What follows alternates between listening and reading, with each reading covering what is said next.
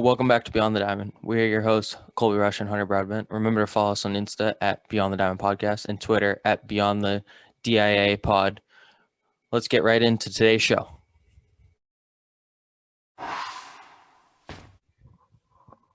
right, guys, welcome back to the show. College baseball season is officially underway as we're about a week in now.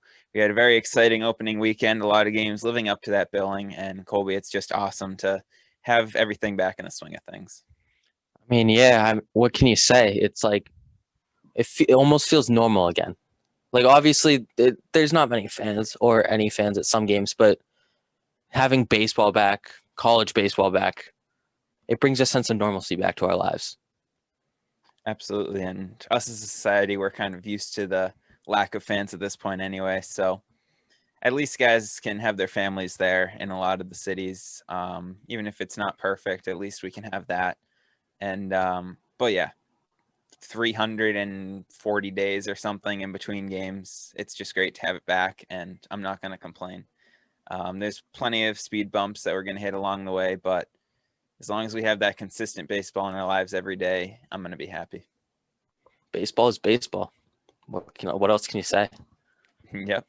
And that coupled with spring training getting going, it's just the most wonderful time of the year. Hence why the title of this episode is Happy New Year, a phrase that I have said a lot in the last few weeks. Yeah, you have, for sure. So we're going to dive right into it. There were a lot of games we had our eyes on this weekend, none more so than UConn, obviously. That's my niche right there. We lost 2 out of 3 to Virginia, but it was an awesome series. A lot of back and forth baseball, some really tight games that easily could have gone either way. So starting off on Friday, 2-1 Virginia win. Andrew Abbott, the lefty for Virginia, making his first start. There were a lot of guys this weekend I noticed that were coming out of the bullpen that had some really storied careers back there, but got shifted into the rotation. Andrew Abbott, one of them. He held us to 2 hits over 5 2/3, struck out 9. A lot of strikeouts for us, but that's expected with not having played for so long. So be fine. It's a great lineup. Just got to get back into it. Yeah, no, I mean, obviously, or not obviously, but I didn't get a chance to watch it. I was driving home, but when I got home, I checked up on Twitter, saw all the updates. Disappointed UConn didn't win, but a 2-1 game against what was the 16th ranked team in the country, you can't get upset about that. That's impressive. To hold your own against a team like that, got to give them props. Yeah, first game of the year, getting your feet wet. Ben Kasparius, I've hyped him up a lot in the last few weeks on this show, and he did very well. Struck out 6, 5 2/3 innings. Had a little trouble in the first inning, loaded the bases, and hit Virginia catcher Logan Michaels to send in a run. But after that, he settled down and did just fine. He was a shining star for us. He will be this year. For the rest of the pitchers, Sam Faveri, Kenny House, they did a nice job. They held Virginia to 4 hits. Zach Geloff had 2 of them. He's a big name for that lineup. And Alex Tappan had an RBI ground out in the 3rd for their only other run. We tacked one on when our absolute beast of a first baseman, Reggie Crawford, hit a solo shot in the 8th down to right field. But at the end of the day, the 15 strikeouts and 3 hits, not what we're looking for. And Stephen Schock is a big name out of the Virginia bullpen, and he closed the door. Yeah, I mean, I will say having a star that can rebound after walking in a run, essentially, that shows that he's capable of like carrying a team like that. So that's a good sign. Obviously, the rest of the team not the best sign. First baseman hitting a bomb. Love to see that always. We love some bombs here. But yeah, like you said, 15. You can't have 15 Ks no matter what level you're at. Little league, minors, majors, college, anywhere. 15 Ks, you're never gonna win the game. Yeah, and it speaks a lot to how good of a pitching staff we have that we did almost win the game despite that. So moving on to Saturday, it was the polar opposite. 10-9 UConn victory, just an absolute hell of a game. Back and forth, high emotions the whole time. Definitely no stress whatsoever. It was very calm watching that whole game. Joe Simeone and Griff McGarry was a nice pitching matchup. Sim struggled with his command a little bit in the first inning, but he bounced back, got through 4 1/3, and struck out 4 guys. Well pitched baseball, limited the damage well. And Griff McGarry, he only went 4 as well, but again, the strikeouts, he had 9 of them. Chris Brown had a 2-run hit in the 4th inning that plated Christian and Kyler Fedko, so that was good, got us on the board, had us feeling good early. Both bullpens did not have a banner day, giving up 15 runs combined. Not always what you're looking for Not there. ideal. Um, No, but I mean, like you said, polar opposite. But I remember texting you when I saw it was maybe like 10-7, I think, something like score like that or something. I saw it was super high score, and I'm like, oh damn, this is kind of sick. Like, just I don't know about anyone listening, but I know both of us like either type of game, like a pitcher's duel 2-1, 1-0, or a complete hitters like mania where it's 10-9, 11 11-10, something like that. Those are either way, it's baseball and it's fun to watch. yeah. I mean, this game was well over 4 hours, but I didn't care because I was enthralled on every pitch. So I'm in the Joe Madden camp of sure, pace of play, whatever. I want more baseball, so I'm not going to complain at all. Yeah, no, I mean, obviously 4 hours, it's hard to sit through 4 hours, but you can do stuff while you're watching baseball. And when it's a 10-9 game like that, every pitch could be a home run. You don't know. When it's a pitcher's duel, I get even the quick ones, like 2.5 hour pitcher's duel, those can be honestly more boring than a 4 hour game, if I'm being honest. Because every pitch, you're like, oh yeah, those are cool to watch. And like for me personally, I love learning and predicting pitches, as we know from the World Series. Yeah. But you can also just get bored just watching pitchers just dominate. But hitters, they're the excitement of they could just hit a home run any second now. Yeah, and you're speaking the modern day game right there, strikeouts and home runs. Some people love it, and some people, well, let's just say they don't love it. We know who we're talking about. What? No. So the 6th inning was some old-fashioned baseball for us of Game 2 of this series. We had a 4-run rally, and none of the runs were anything crazy by any means. Chris Brown got hit by a pitch. Zach Bushling had a single. Both Eric Stock and Pat Winkle had RBI walks. So Virginia kind of handed it to us a little bit there. And again, in the 7th, we tacked on some more. Chris Brown was at it again. He sent Christian Fedko home, another RBI hit. And shout out to Christian. He went 4 for 6 and scored 3 times in our win on Saturday. In the 9th, we had even more insurance. His brother Kyler had a 2-run double. He was picked by D1 Baseball as the preseason Big East MVP, so it's nice to see him doing some damage. But really, the biggest story of the day was Caleb Borster, our closer, lefty, throwing some funk up there. Absolutely pitched his nuts off, if we're being frank. He went 2 2/3 innings and threw, I think it was 65 pitches. Struck out 4 guys along the way, but it was an absolute roller coaster of a game, as we said, back and forth. In the 9th inning, there were 2 down. It looked to be over. There was a fly ball to right. It was dropped, and it looked like all hell was breaking loose. But he came back to get Max Codier to pop out and finish the game off. So heart attack averted, even though it was quite stressful. Yeah, no, I mean, obviously, those games are stressful, but they're so much fun to watch as a fan. Like, seeing the updates on Twitter, I was like, well, what's going to happen next?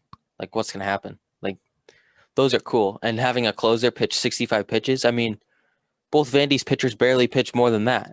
Obviously, they were on pitch count limits, but still, having a closer pitch more than 20 pitches that shows his guts. Or as you said, he's pitching his nuts off. He was built up to go a little bit deeper than a normal closer would. So thankfully for that, that's why our coaches felt comfortable extending him. But just an incredible performance. And unfortunately, it meant unless something crazy happened, he was going to be unavailable for Sunday. But, you had to win that game. So I have no problem with us doing that because we did what it took, and he was our best option. Yeah, no, you got to do what you got to do to win. Can't think about the next day. Yeah, and speaking of the next day, Sunday was a little bit similar to the first game of the series. Kind of had an outlier in the middle there. Virginia with a 4-2 win. Um, Starting pitching set the tone early. Jimmy Wong came out of the gate and struggled a little bit. He only went an inning and 2/3, faced 9 guys. But then on the other side, Mike Vassell, he went 6, struck out 6, the pride of Wellesley and Boston College High School. He had a really good day, only gave up 1 run, and he was just having his way with our lineup, which is a pretty potent lineup that is very underrated in a lot of circles. So what Vassell did was very impressive. Thankfully for us, despite the start not being what we were looking for, a new guy on our roster, Austin Peterson, a transfer. He had been at Purdue before. He came in and threw 3 2/3 innings to keep us in the game. He only gave up 1 run. And some other guys, Pat Gallagher and Brendan O'Donnell, picked up the slack too, finishing off the rest of the game. And Brendan O'Donnell's college debut, he got some help behind him. Chris Brown, who had an awesome coming out party this weekend, made a great diving catch, ended up on SportsCenter the next day. Eric Stock made a nice one in left field too, and Reggie Crawford, really nice pick over at first. But ultimately, Virginia's bullpen combined with Vassell, they got the job done. Stephen Shaw came in again. He gave up a run in the 9th on a misplay at first base, but ended up getting the strikeout to end the game. Then he chucked his glove, which pissed me off a little bit, but the emotions were high, so it's understandable. Kyler Fedko, again, if we're looking at some positives, had 2 more hits. So you love to see him start to heat up. Yeah, no, I'd say overall great game. When you have Vassell going, as Virginia did, you expect to win. It's just like, as we'll talk about with Vanderbilt, if Rocker and Leiter are going, you're winning that game. Vassell, I'm pretty sure, is ranked the number 3 pitcher in the country, according to most websites. So to even score 2 runs on a day he's pitching and keep it to a 2-run game overall, that's a pretty big win, I'd say. Yeah. He's a pretty special talent, so you have to tip your cap sometimes. But it was a great matchup. Virginia moved up to, in Baseball America, number 2 overall, and D1 Baseball number 12. So I think that speaks a lot to how the committee views UConn. We put up a great fight, but Virginia prevailing, they got a lot of respect for them. So they will face North Carolina this weekend, and we are going down to University of Southern Mississippi. And one more note I wanted to make, to just talk about how dominant Reggie Crawford has been in his 16-game career. Sunday was the first time he hasn't reached base in a game. And let's just analyze in 2020 and this year. He's faced the likes of Cal Poly, Vanderbilt, Michigan, and Virginia. And this was the first game of his career he didn't reach base. So he is one hell of a talent and a lot of fun to watch over at first for us. Yeah, that's awesome. I mean, good for him. Sucks that it ended, but I like to touch on UVA UNC this weekend. I think you said UNC has, an ace of their own, Austin Love. If him and Vassell get matched up, which I'm not sure is going to happen because of where they pitched this weekend, Probably that going to would be be Andrew Abbott, but yeah. Yeah, that would be a hell of a matchup because, I mean, he had 6 no-hit innings. Yeah, that was pretty special. You don't just do. I remember texting. I was like, could he steal it from Rocker or Leiter? Be pitcher of the year? Yeah. Dark horse entering the race. But then when Vandy played, after having the weather delay them until midweek, we almost forgot about that a little bit because we just got so caught up in the Kumar and like Leiter hype, which they were starting to live up to it. So you wanna give a little rundown on the Vanderbilt series? Yeah. So I mean, Vanderbilt Tuesday doubleheader. First game, Vanderbilt won 14-1 against Wright State. Kumar Rocker pitched 4 innings on a pitch count restriction, 8 strikeouts, 1 hit, 0 runs, 67 pitches. I mean, that speaks volumes. That you don't really have to say much after that. Yeah. But I will say Vanderbilt's offense, their right fielder Isaiah Thomas and third baseman Jason Gonzalez both went yard, which highlighted their offensive outburst. Their second baseman, Tate Cole Wins. I don't know how to say that. Had 3 Yeah. RBIs, and then their first baseman had 2 RBIs. And Jason Gonzalez, their third baseman, had 3 RBIs. So a pretty, evenly distributed performance behind Rocker's ace performance on the mound. I mean, yeah, anytime you score 14 runs, it's probably going to be a team effort. So that's just Vandy being Vandy. And as we said in, I think it was last episode or the one before, we were surprised to see them at 4 just because of the pedigree of what they've done before.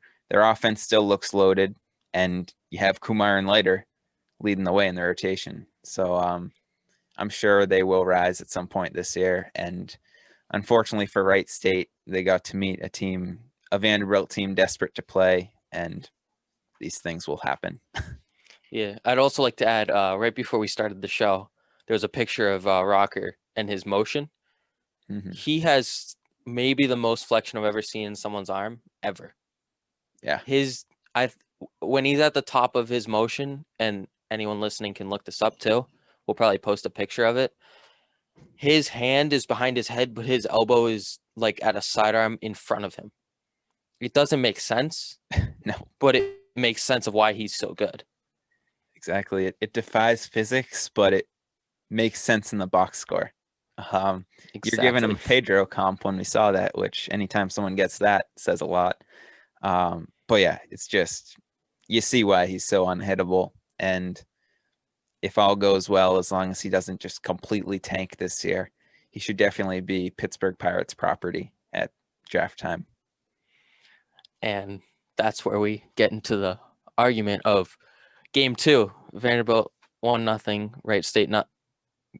Vanderbilt 1, Wright State nothing. Jack Leiter, 5 innings, 8 strikeouts, 1 hit, 0 runs, 69 pitches. Now, I'd argue that Leiter's performance was more impressive because he hit 100. Mm-hmm. I think he averaged 97, which, that's casual. I think he went 98, 98, 99, 100 for 4-pitch sequence. So, pretty good, I'd say. Not too shabby. They won 1-0. That shows, how they didn't really need much after that 5-inning performance. He if he wasn't on a restriction, he probably would have pitched the whole game, I'd have to imagine. Also, I noticed when I was watching Leiter throw, he has a very short, compact, and efficient motion. And he's, one of the most intense guys I've seen on the mound. I know there's that video going around of him just standing there ready to throw as the guy's just flipping his batting gloves on and all this stuff. That's what you want in a winner. That's a championship mentality. Oh, absolutely. That's basically what Vanderbilt baseball embodies. So that's great to see. I saw a video going around Twitter of him next to Sonny Gray, and the comps of their motion are pretty similar too. And Sonny Gray's had a nice career for himself, but right now it's looking like Jack Leiter can be even better, of which anytime you're even better than a multiple-time All-Star, that's saying a lot. He has the MLB blood with his dad, Al, but from the other side of the mound, and I'd argue he's probably better. Right he now, doubled his like legs in size from last year. They look very big, and that's where he's generating a lot of his power, along with the compact motion, which is allowing him to just get the ball to the catcher as quick as possible. Yeah. You're right. He is a monster, and anything can happen. These two guys are they'll be competing for their team, but also competing against each other a little bit to see who's going to go higher. I still have Kumar as of now, but if Leiter keeps this up, I'm very open-minded to changing that because, as you just outlined, he's made some adjustments that's made him somehow even more dominant, and that's amazing. Yeah, no, I'd argue Kumar has he gets some more hype, I'd say, but I think Leiter might be the better pitcher and better MLB prospect. I've seen a lot of stories that say he just has the better mechanics, which that was evident on Tuesday night. He looked like a major league pitcher out there, and I think if he can keep that up, they're 1-2 no matter what in my eyes. I'm sure in your eyes too. Yeah, but I think he goes 1 and Kumar's 2. Yeah, it's very possible. And we could live to be 120, and this will probably be the only time we ever see one team having the first and second overall pick back to back in And their both be rotation. pitchers. Yeah. Yeah. I also want to add, I saw a mock draft done, I think like a month ago or so. It had Leiter at either 5 or 6, one of the Red Sox. I forget which pick they have, but I was like, ooh, that's not happening. Unfortunately, we're not in the NFL here, and we can't trade up. So yeah, I don't know. Unless something crazy happens, that's not looking very likely. No. Maybe Vassal though. That's possible. Hey, you never know.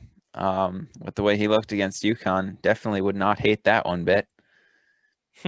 Um, While we're talking about this game, I want to give a shout out to 2 Wright State pitchers, the starter Bradley Bamer and Austin Klein. They each threw 4 innings and did a really nice job keeping Vandy to 1 run, but ultimately facing that pitching staff, they got the job done and gave up none. But a spirited effort nonetheless, and pretty impressive for those guys to come onto the scene in a game that no one really expected them to win, if we're being honest. But that's the beauty of baseball, is any given day. But Vandy's pen, after Leiter, Thomas Schultz, Nick Maldonado, Luke Murphy, and the closer Ethan Smith, they slammed the door, and their only run for Vandy was on a 5th inning ground out by Jack Bulger that scored new center fielder Enrique Bradfield Jr. So definitely not a lot of hard contact off of these guys, but unfortunately, they couldn't finish the deal. Yeah, no, I mean, I'd shut out Wright State too. Vanderbilt's now the number 3 team in the country according to D1 baseball, I think. Number 4 is still at Baseball America, which I still say they're going to be 1 by the end of the year, but that's beside the point. Wright State only losing 1-0 against, I mean, obviously Jack Leiter's pitching, so they weren't going to score. But still to hold Vanderbilt's potent offense, which is among the probably top 5 in baseball, college baseball, I'd say, No to doubt. 1 run, that's, you got to give them props. That's impressive. Yeah, they're earning a lot of credit in a lot of coaches' books, and they'll have some big time matchups throughout the year, as every team does. So, team to keep an eye on. That was an impressive performance. While we're on the subject of draft, we had Jaden Hill taking the mound for LSU on Saturday in their 6-1 win against Air Force. He went 4, gave up 3 hits, no runs, no walks, 5 punchouts, only 62 pitches. Again, it's been a long time, so a lot of these guys are going to kind of be easing into the season. But he's looking just as every bit as dominant as he's been hyped to be, and you got to look for him to go pretty high in the draft as well. He gets lost in the Kumar and later conversation a little bit, but he was just named to the Golden Spikes watch list, and he's a top draft candidate. And I mean, LSU baseball's our favorite team, right? Yeah. Some people will get that, some people won't. But now to like a very disappointing, that's a good way to put it, a very disappointing performance. UCLA sucked. It's just how they were. They were bad. That was not the opening weekend they were looking for. Yeah, dropping 2 out of 3 to University of San Francisco, which, no offense to University of San Francisco, they played great, but it's a rough look out of the gates for UCLA. That's a series that you'd expect them to at least take 2 out of 3, and if not sweep. Yeah, no, I mean, especially for a lot of people were saying the SEC bias was why Florida was 1 and UCLA was 2. No, I think UCLA was 2 because they weren't. I don't even think they should have been 2, clearly, because I think it was just based off last year. There was no SEC bias there. It was just they're not as good as a lot of the other teams, I think. Yeah. Certainly if this keeps up, they'll keep falling, but they dropped to number 8 D1 baseball after this weekend. So falling 6 spots over the course of 3 days is a lot. But they're living up to what you just said there. Let's do a little bit of a deeper dive into some of these games. 6-2 on Friday. Jared Karros took the bump as the opening day starter for UCLA. He went 5, gave up 3 runs. Not too bad.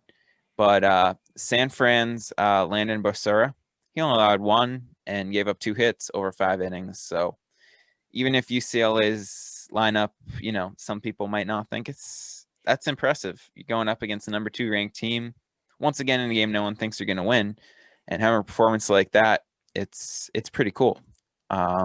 So tip your cap to him and San Francisco. Yeah. And then Saturday, UCLA won that one 8-2. Their starter, Jesse Bergeron, was dominant, allowing 1 hit over 6 2/3 innings, striking out 6. Their leadoff hitter and center fielder, Kevin Kendall, he had quite the day. 3 hits, 2 RBIs, and a run scored. So, I mean, it's easier to win when you have dominant pitching and a great leadoff hitter. So, got to give him props for that game. But overall, not great, as we'll see on Sunday. Yeah, and there's why people thought that UCLA would be so good was their rotation. Bergen is the number 2 guy. With a performance like that, it's pretty good. And it was followed up by another great performance. Nick Nastrini came out on Sunday afternoon, and he didn't pitch poorly by any means. He struck out 11 guys over 6 1/3, 3 runs. You'd like to see him limited to none, but 3 runs is not too shabby at all, and the strikeouts speak to how dominant his pure stuff is. So that's why everybody thought UCLA would be so good. They came out of the gates firing. Their shortstop, Matt McClain, had a first-inning home run. Kyle Karros, their first baseman, had an RBI double. Next inning, this was it, though. Feeble day with the bats. They only scored 3. San Francisco had an 8-run outburst later in the game. The bullpen failed UCLA. So, tough series for them.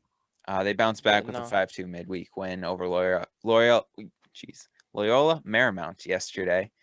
And the starting pitching depth was on display again. Sean Mullen, the junior righty, he went 7 1/3, only on 81 pitches, so very efficient.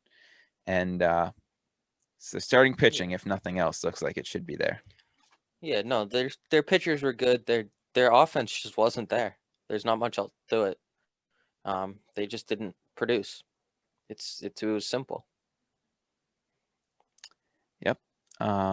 But we'll see what happens this weekend. Exactly. But falling 6 spots in opening weekend is never what you're looking for. No. And then on the flip side of that, a team with an unbelievable weekend performance, really.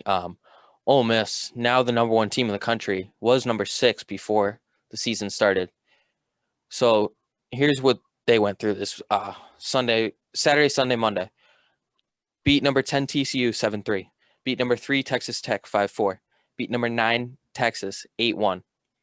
I mean, that's about as dominant as you can get based on that. That's probably the hardest schedule so far in the country, and they just obliterated it. Oh yeah, definitely not bad. No.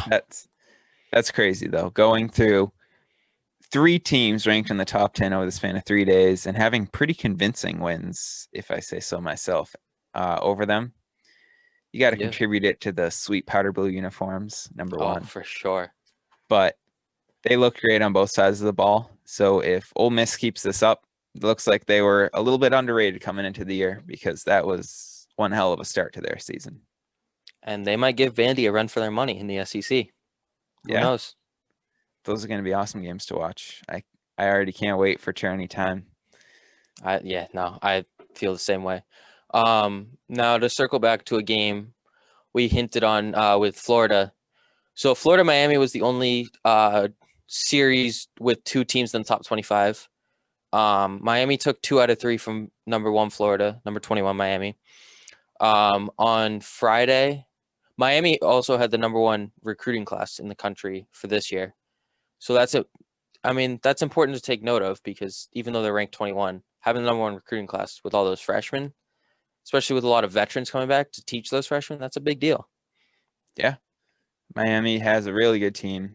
As you said, that recruiting class was special. So when you have that young blood fusing with the veterans that have already proven themselves in the college baseball world, you're looking for big things to happen.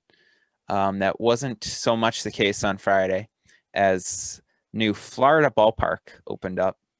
And Cespedes Family Barbecue on Twitter. It's a great follow. Every baseball fan should be following them. They pointed out that's a pretty boring name, and they decided they want to call it the Swamp for obvious reasons. So I'm on board with that one. I'm all on board fully on board with that. Tommy Mace, definitely a big name for Florida.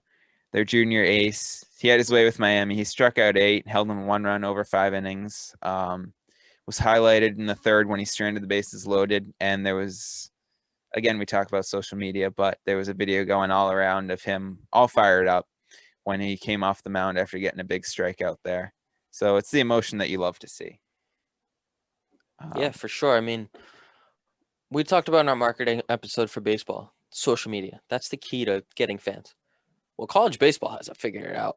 I mean, I know I spent the entire winter studying like college baseball teams and their social medias so I could figure out what to do for Fairfield. And a lot of the teams I noticed, Ole Miss in particular, they just churn out a lot of content and they just have show their guys having fun. Because that's what recruits and fans want to see. They just want to see the guys enjoying themselves. Absolutely. I love it. You see all the hijinks and everything. College baseball is just the beauty of it because it's the pure game. It hasn't, like, some schools are very heavy in the analytics. Some schools are more traditional. And it's a cool balance to see those two fields kind of going at it. I know we're a little bit more of a traditional program that's trying to grow our analytics, but we've had success nonetheless. So it just speaks to how college baseball, there's so many different paths to succeed. And yeah, it's so underappreciated and it's a crime, but podcasts like ours are trying to grow it. Exactly. There's no better way to put it. It's analytics are good at some points, but it's social media that helps grow the team and get recruits. That's what the recruits want to see. They want to see what the team looks like on social media. If they're having fun, obviously they're going to want to come. If it looks boring, why would they want to come to a boring team? Yeah, there's a lot to say for that. So yeah, it's a good thing. But anyway, back to the game. Friday, like we were talking about, 7-5. Miami's junior ace, Daniel Fetterman, also racked up some strikeouts in his rotation debut. 7 Ks over 4 1/3. However, he also let up 4 runs, which is probably the difference, I'd say, in that game. They had very similar stat lines minus the runs allowed, but that's understandable against Florida's offense, which is coming in was probably number 1 in the country. So got to give him props there. He's another guy too, like I had talked about with Andrew Abbott at Virginia, falls into the basket of he's the ace frontline pitcher of a big name team that has spent most of his career in the bullpen and is now getting stretched out. So it's interesting to see so much of that. I can think of like 5 teams that was the case just off the top of my head right now. Yeah, you have to wonder if it's maybe because they had so much time to strengthen their arms over the last year, basically. Absolutely. Time off. Maybe they're just because relievers obviously can throw hard for a shorter period of time, but if they can strengthen their arms, then they're throwing hard like Leiter does for 5, 6, 7 innings, and that's what you want. Yeah. So yeah, on Friday, the Florida Bats, they wasted no time. Nathan Hickey, their freshman catcher, he had a huge game. He had a 2-run homer in the bottom of the first, welcoming in the new ballpark with one over the right field fence. Then in the 5th, he was added again, went oppo with a ground rule double, and following a walk to Judd Fabian, who's a huge draft candidate. Didn't have the best weekend. Let me see. Do I know what his numbers were? Yeah, he went 1 for 13 with 7 strikeouts and 3 walks over the weekend. So he is a top line talent and he will go high in the draft, but not the start they were looking for in what was ultimately an underwhelming weekend for Florida. Yeah, I mean, top draft prospect, but 3-game series, it's not really going to hurt him. You can really only help your chances in the beginning of the season. It's if he's 1 for 13 middle of the season in May or at the end in May, that's when you're like, is he really going to be good in the MLB? That's when you got to question. Yeah, I agree. And we got to consider too, it's so tough for these hitters after, you can do fall ball, inter squads and everything, but ultimately nothing is the same as being in between the lines with the bright lights of the college baseball world coming down. They haven't had that in basically a year. So got to cut them some slack and forget some poor performances for some of these marquee names out at the chute. As also the top prospect of the top team in college baseball. True. Um, In the 8th inning, Florida put it away. Chris Armstrong, the sophomore first baseman, he had a 2-run homer, extending the lead to 7-1. But Miami did not go quietly into the night. They scored 4 in the top of the 9th. New transfer Christian Del Castillo. He's the brother of Adrian Del Castillo.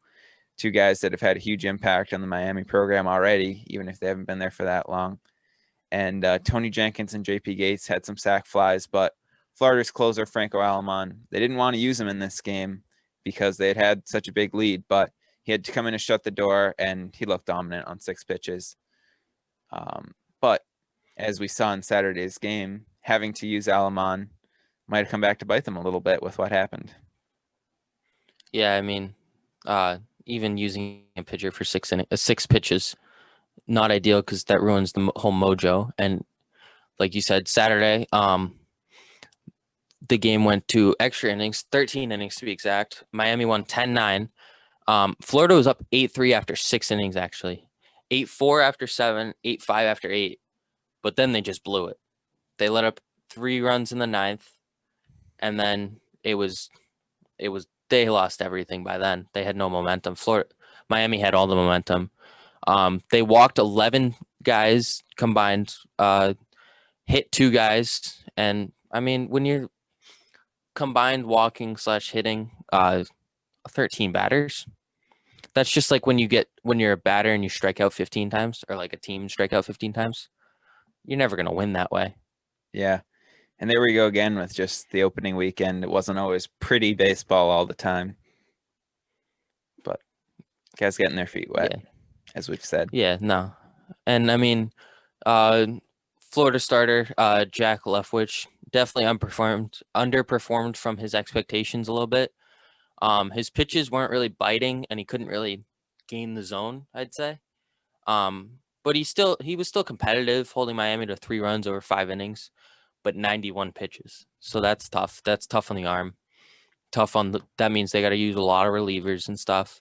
Miami starter Alejandro Rosario, he topped out at 94, had a pretty good slider changeup combo, but he had a 5-run first inning and then settled down to give him 3 more innings of scoreless baseball and keep him in the game. Miami had the 3-run 9th, like I talked about, against Franco Alamon, which is probably why they didn't want to use him the day before, because even on 6 pitches, those are 6 high leverage pitches. So it's probably like 20 on the arm. Yeah. Like stress wise or mind wise, I guess. So then he gives up 3 in the 9th, and then Florida has no momentum at that point. Plus, you got to factor in getting hot in the bullpen, getting the mental mindset ready. As you said, they're high stress pitches.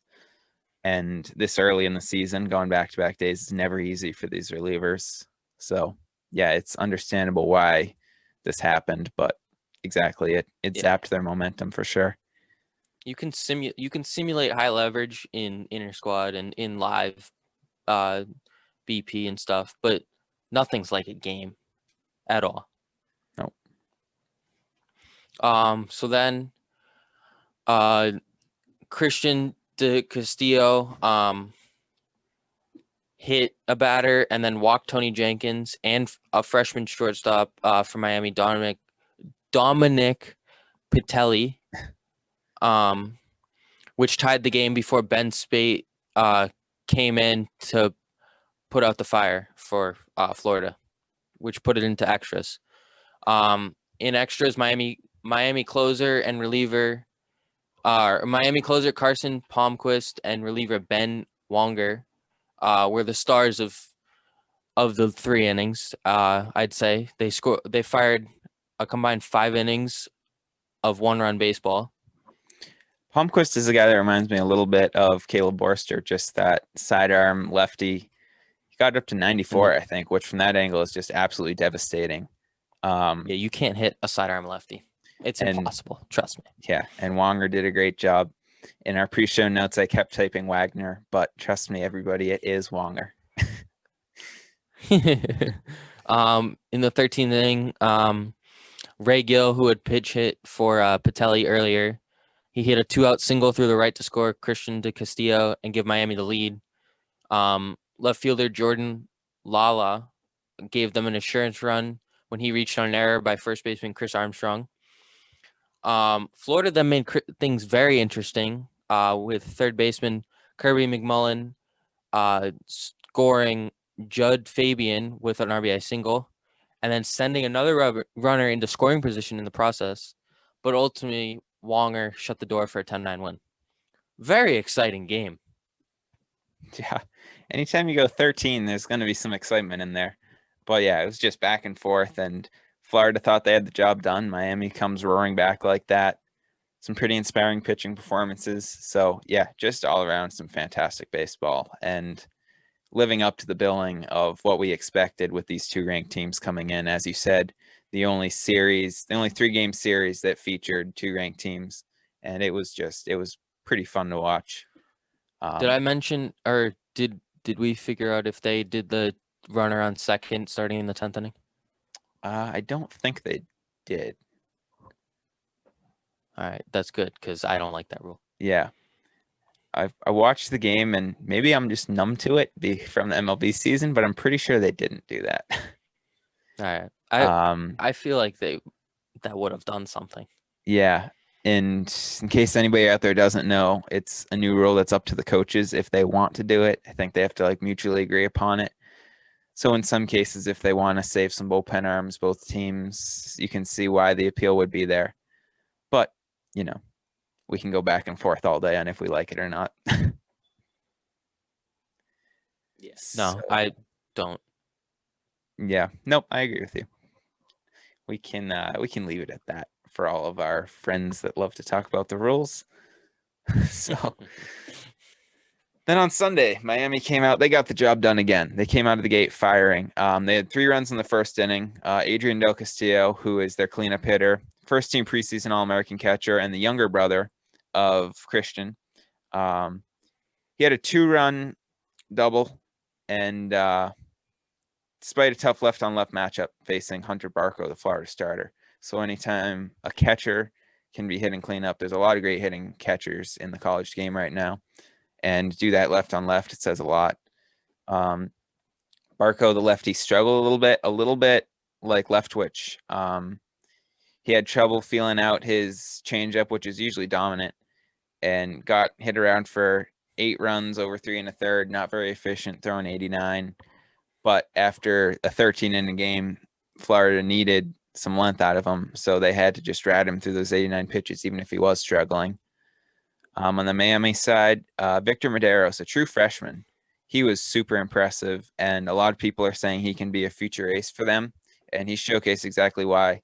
The first inning, he kind of flamed himself out a little bit, going 94 to 97 with the fastball and wipeout changeup, solid slider, 12-6 curveball.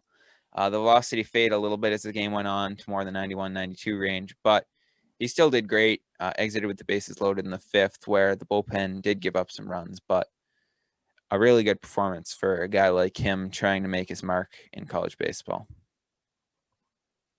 Yeah, I mean, great game again. Tough coming back after a 13-inning game for the bullpens, because tough for the starters too, because they know coming in, they're like, well, no matter what, I got to pitch at least 5 innings. Mm-hmm. So if you start struggling, then the doubt creeps in your mind. Well, what am I going to do now? I just got to struggle. I can't do that for my team. So that's clearly what Florida went through with their 89 pitches. Miami, on the other hand, great stuff. Obviously, in the first inning, 97 as a true freshman. I don't care when he threw it. That's insane, Yeah, to say the least. Tough that he doesn't have the stamina yet, which is understandable because he's a freshman. it'll come And in hasn't. time. Yeah, it'll come. It'll come with experience and learning and getting stronger. But overall, I'd say great performance by him. Yeah, the raw talent is pretty special. So he'll be a guy to have our eye on for sure over the next couple of years, just coming in as a true freshman. And let's forget that COVID is the thing. It's crazy to think that he was throwing 97 to high school kids just a few months ago. That's true. As for the rest of the game, Miami got their offense. They had a 3-run fourth inning that brought their tally to 8 runs, and that proved to be enough. They didn't score again. Ray Gill was back at it. He had a solo shot in the third, and their shortstop, Yohandy Morales, that scored Lala, and Christian Del Castillo had a single that scored his brother. Put the game on ice. Morales did what he needed to. Florida battled through the Miami bullpen, though. They scored all 6 runs between the 4th and the 7th. So after being taxed the day before, the Miami middle relievers were a bit tired. But unlike Franco Alamon, Carson Palmquist came back the second day, and he shut down the potent offense. Just a nice calm 1-inning save. Got the job done. But yeah, that's a series right there. Miami was just as good as they needed to be, and Florida couldn't get the job done in some big spots.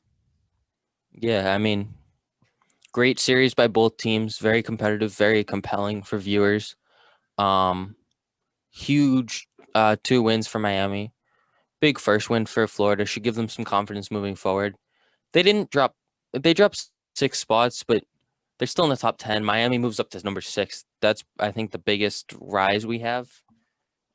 So great for them. Yeah. And yeah, I mean, we're sure Florida will clean up their pitching, and their defense struggled a little bit too. But as I've said about 6 times during this episode now, that is to be expected right out of the gate. So Miami was more polished this weekend, and they did what they had to. So it's nice to see them get the credit and rise to number 6 overall, especially for a team that came in as number 21 just a few days ago. So a great coming out party for Miami. Yeah, absolutely. So let's move on a little bit. We've talked about the power rankings throughout the show, but let's just run through and give everybody heads up as to where D1 baseball, as of February 22nd, has these rankings. Ole Miss, obviously number 1. Arkansas up to number 2. They had a nice weekend going 3-0. So they're one to keep an eye on. They came in at 8th. So another good weekend for Arkansas. We will focus more on them in the upcoming weeks. Vandy up to 3. Louisville, they're a consistent team every year, at 4. Mississippi State to 5. They went 2-1. Miami, obviously, coming from 21 to 6. Florida at 7. UCLA down to 8, as we've talked about. UC Santa Barbara, 2-1. They're coming in at number 9. And Texas Tech, there's a big one. They were 0-3 over the weekend, taking them from the number 3 spot down to number 10. Yeah, it was tough for them. I love to hear that, though, because, I mean, Fairfield's projected to play them in the regionals, so love to see when they're struggling. Yeah. But to run through the rest, LSU at 11. We talked about them. Virginia at 12. We talked about them. NC State 13. TCU 14. Georgia Tech 15. Wake Forest 16. South Carolina 17. Tennessee 18. Texas 19. That they had one of the biggest falls at falling 10 spots. Oklahoma State 20. They stayed the same. Auburn rose up 2 spots to 21. East Carolina 3 spots to 22. West Virginia down 9 spots to 23. Florida State stayed the same at 24, and Duke came in not ranked. They're now at 25. Arizona dropped out of the rankings. Yeah, there were some disappointing performances on there. TCU, they were facing some tough talent. They had that series at the new Rangers ballpark, which, again, as we talked about during the World Series, it's beautiful. But a great showcase of college baseball. But facing that tough talent, it's hard to win, and they didn't win 2 times. Facing a juggernaut in Ole Miss one of those times, understandable. So not the weekend TCU was hoping for, but they'll bounce back. And Texas, yeah, going 0-3. That's never what you want. Falling 10 spots in the rankings, and even more of a dip than Florida. So look for them to bounce back soon. Yeah, I agree with all that. Um, so some previews to next week. You already talked about UConn playing Southern Miss. Some top 25 matchups. Let's see. Georgia Tech, NC State. NC State at 13, Georgia Tech at 15. Um, Duke's playing Boston College. That's a big game, obviously, from if you're from New England. Yeah, Boston College had a nice weekend. Got a Yeah, few. they did. Miami, Virginia Tech. Virginia Tech had a nice weekend too. I noticed that. I think they had a walk-off. Yeah. UCLA, let's see if they can bounce back against UC Irvine. Vanderbilt probably going to destroy Georgia State. One I have my eye on is South Carolina Clemson. Clemson came in and swept Cincinnati over the weekend. I believe that one is in Clemson. So that'll be a good matchup to watch. Yeah, I agree. See any other good ones? Probably Ole Miss, just UCF. See if they can keep up their hot streak after an insane weekend last week. See if Florida can bounce back against Samford. Notre And Dame is a team people picked to surprise some people. They're heading down to Wake Forest after they got a COVID cancellation last weekend. So it's nice to see them get back into action, get their season on the road. Yeah, for sure. We talked about Virginia, North Carolina. That's obviously going to be a huge series. North Carolina, I still think, is a sleeper team in the ACC and overall, if they can put it all together. LSU at 11 against Youngstown State. Who knows how that's going to go? I have no idea who they are. Yeah, Ole Miss UCF will be the one I'll have my most eyes on. That's not a phrase, but you know what I'm trying to say. Yeah. I'll watch the UCF closest. is a no pushover. That's a good team coming out of the American. There's still a lot of talent. So they're not in the top 25, but Ole Miss is on a roll right now. So you wonder how that'll go if UCF will be able to pull anything out. Yeah, exactly. Overall, it's going to be a great weekend. Another great weekend of baseball. Another week closer to Fairfield starting, so that's awesome. We started scrimmages last weekend. Have another one later today under the lights. Should Oh, be that's fun. awesome. Our field still has snow on it though, so that's fun. So we're on the turf. But welcome to New England, everybody. Yeah, exactly. Welcome to New England. But yeah, it should be a fun college baseball weekend for sure. Yeah. When is opening day for you guys again? I think I might have asked this before. March 20th. All right. Against, I don't know. It's at home. I know that. It's at 11 o'clock in the morning. That's nice. Normally, there's not many North teams can have opening day at home. So even if it is a little later, it's well worth the wait. We're playing a doubleheader. That's awesome. Yeah.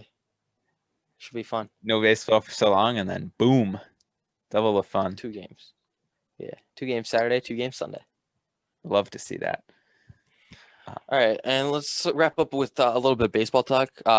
Right before we started recording, I saw this tweet about Trout's new turf shoes and cleats coming out, the Trout 7s. I don't know if anyone else even knew that was a thing. I know I've had a few pairs of Trouts. I had no idea they were coming out. I had no idea he was making new shoes.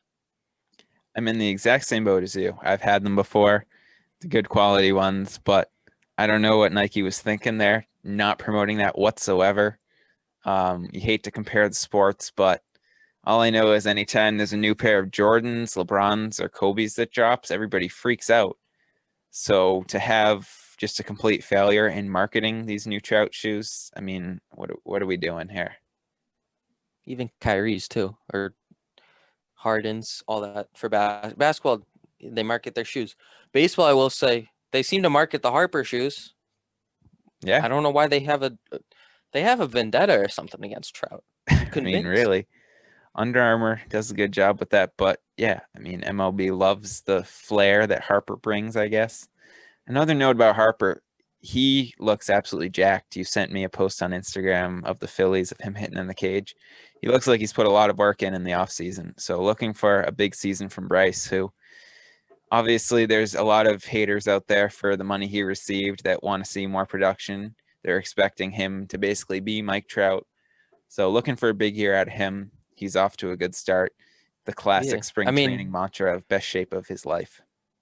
Us included. I mean, we obviously didn't think he should get that much, but I think we're fully on Team Harper now. We've seen what he put in, the work he put in. He's huge. I'm all for that. Let's go. Let's get every guy jacked in baseball. Yeah, I love it. I mean, you got to Trevor respect Bauer, everybody who puts in the work. yeah. Trevor Bauer and who's the other Cincinnati guy that has big biceps? Oh, Derek Dietrich. Yeah, they're like all about forearms and biceps. Let's go. Let's just have arm day every day.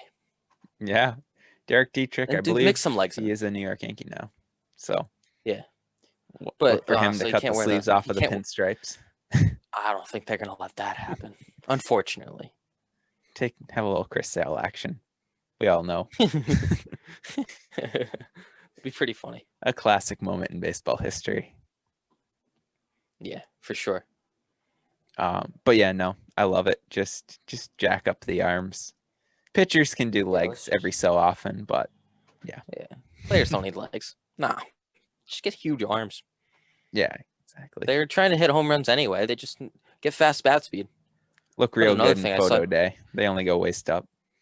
Exactly. Flex a little bit on them. Yeah. They'll put that picture on the scoreboard. It's intimidating. Oh yeah, big time. Right behind the catcher sees it too, and they're calling the pitches. That's true. UConn's new scoreboard. I'll have to make sure our marketing department keeps that in mind. We don't have a video board. My condolences. Thank you. If it makes you feel any better, we didn't until this season.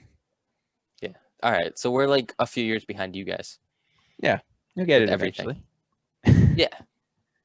Hey, if you end up playing Texas Tech in those regionals and We they're win? losing right now, watch out for Fairfield. Exactly. Love that. Guys like Jake Noviello, our guest last week, friend of the show, got some big things coming.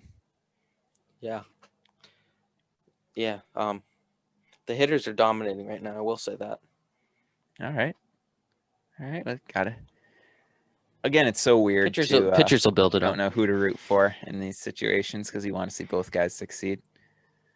Yeah, no, it's tough. Preseason. No, I root for the people I like on the team. Speaking of people we like, friend of the show, shout out to Kenny House of UConn. Dropped a follow on Instagram to the show. Hopefully, he'll come on soon.